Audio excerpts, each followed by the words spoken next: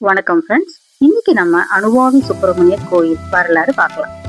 இந்த கோயில் எங்க இருக்குன்னு பாத்தீங்கன்னா, கோயம்புத்தூர்ல இருந்து 19 கிலோமீட்டர் தொலைவில் அடர்ந்த வனப்பகுதியில கணுவா என்ற இடத்துல அமைஞ்சிருக்கு.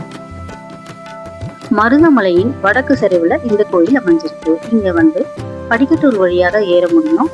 சுமார் ஒரு 500 படிக்கட்டுகள் இருக்கும்.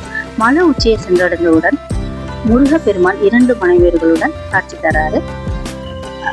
அதுபோல மிகப்பெரிய அனுமான் சிலையும் அவரோட சன்னதியும் இங்க இருக்கு.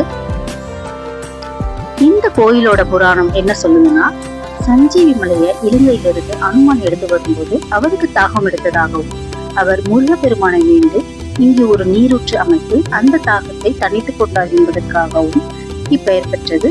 அணு என்பது அனுமானையும், வாவி என்பது நீரையும் குறிக்கிறதுனால அணுவாவி என்று இந்த கோயிலுக்கு பெயர் பெற்றது.